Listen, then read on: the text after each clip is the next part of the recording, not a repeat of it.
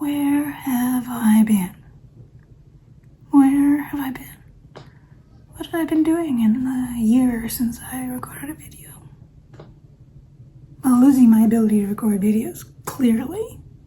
Let's see if I can just slide right in and see if I can relearn how to do this after a very long hiatus. Hiya, I'm Heather. This is Recently Seen Reading, where I am never ever recently seen reading. It's just the way it is right now.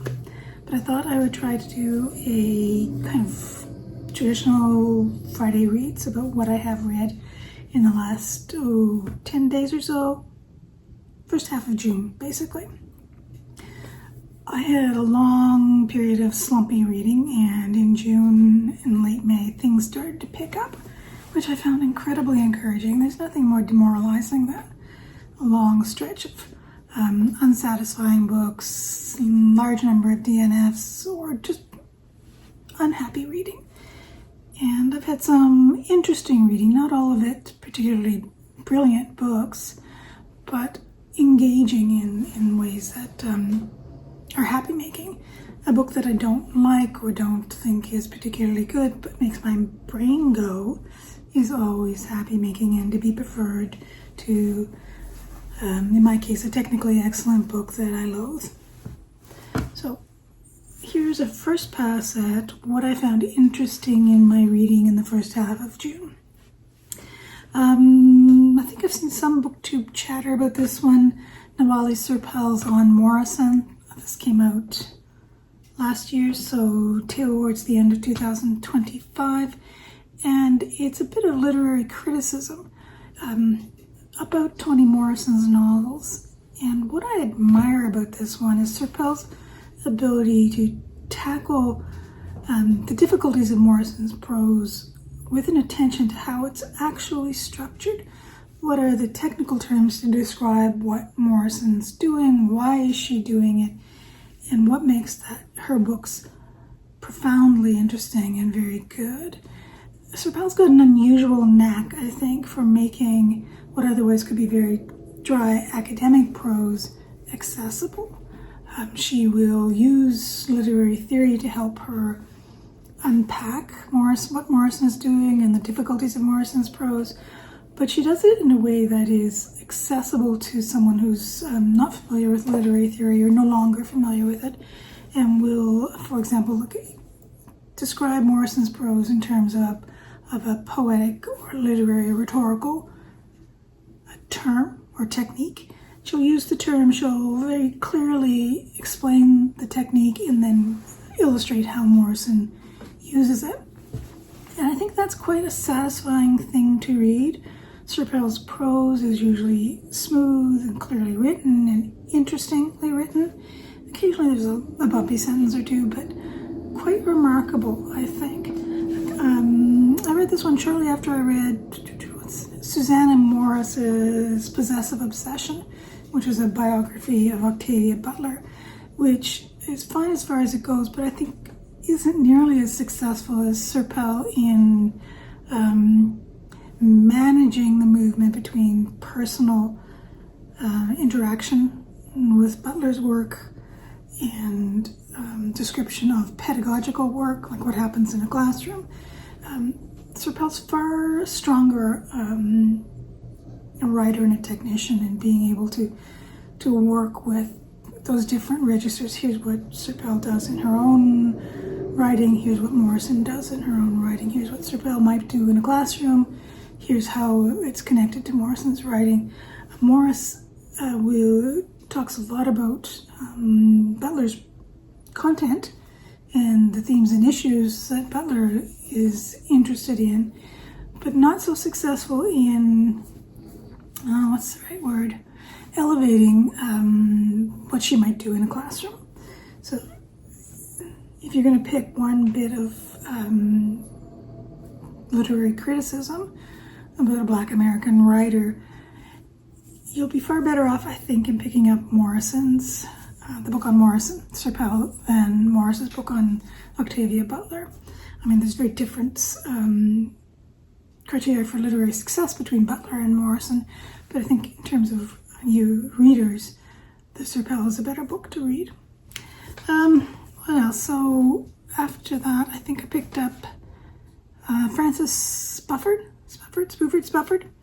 one of his alternative histories. So this is Cahokia Jazz. I think I still have it on the shelf here. And this, I think, is his third alternative history. Golden Hill was set, in the late 18th century, early 19th century US, and Perpetual Light, set during the Blitz, and this one is set, Cahokia Jazz is set in 1920s temperance, reimagined United States. And it's the United States where, after first contact, the indigenous populations did not die off massively from the whole range of diseases that came with European settlement. And Spufford works through all the political implications of that. What would have it been like if there was still chattel slavery in the United States? There was still temperance, industrialization, religious conflicts, civil war, territorial expansion, but it was done in a context where indigenous populations and their cities and governmental structures survived. And that makes it an interesting thought experiment. It's set up by Spufford as a take on a detective novel, a noir novel. And it's got two lead protagonists are police detectives in Cahokia, which is essentially placed roughly where St. Louis is. Finn Drummond is one of the detectives. He's an Irish American, and Joe Barrow is a African Indigenous American. Both of them seem to have been brought up in difficult circumstances, and it's the story of their investigation of a murder and also the story of their friendship, what happens to that friendship.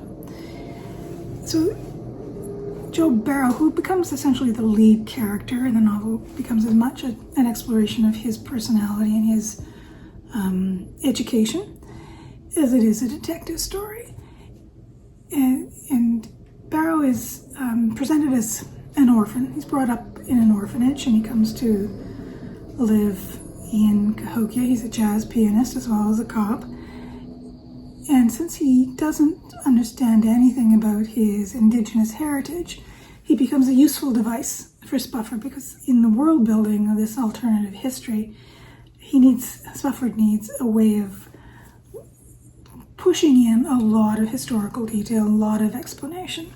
So having Barrow be a cultural innocent in some ways gives Spufford some leverage in doing that. And that's fairly well done, I think. I often struggle with world building in novels. This is one of the things that makes me not a very successful reader of science fiction and fantasy.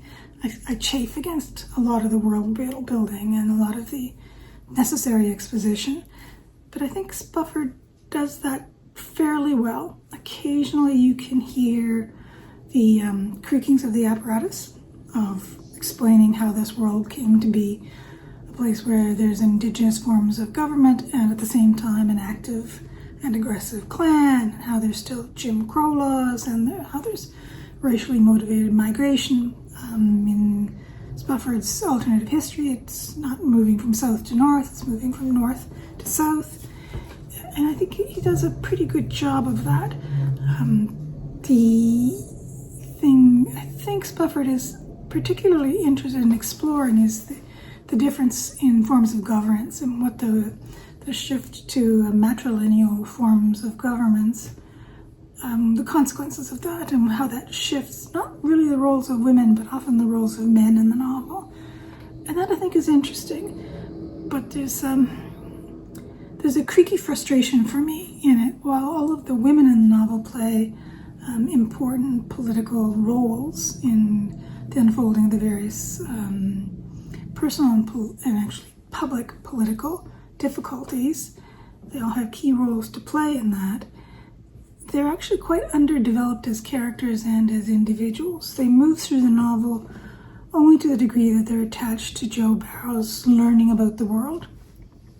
He cares for the women, he respects them, he desires them, he doesn't desire them, but wants to be friends. the whole gamut of relationship positions available. But what I think Spufford leaves pretty well unresolved is what the lives of these women actually would be like in many, many ways. He leaves that unresolved. So the book doesn't actually pass the Bechdel test, which I thought was quite interesting, and I sat back from the novel.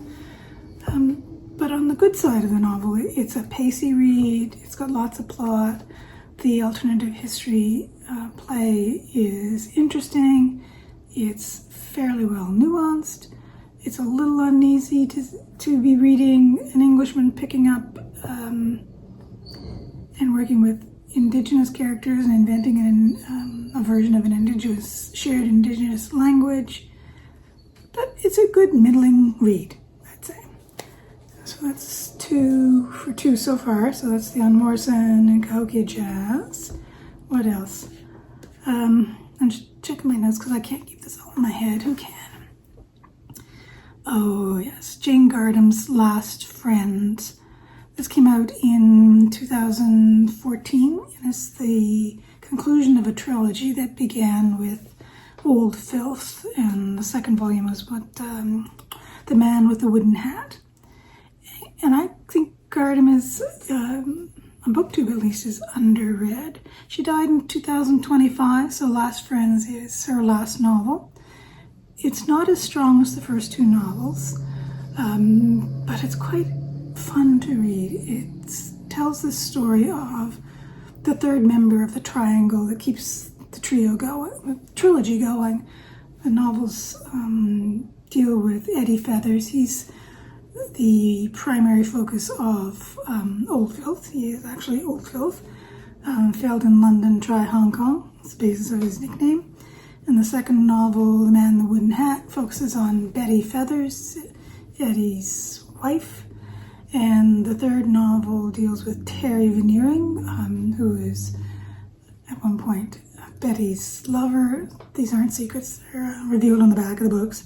And Old Filth's courtroom opposition most of the time, as they're both working in the courts in Hong Kong usually. So Gardam is using these 3 novels to explore what it meant to be English migrants moving back and forth between Malaysia, Hong Kong, and England over the course of lives through the 30s, 40s, 50s. All of the characters are young people at the end of the Second World War, so they all have wartime experiences, but as late adolescents, early adults. So Gardam is interested in the impact of colonial ways of thinking on the colonial children, the children who are shuffled back and forth across long distances and brought up often in boarding schools of one form or another.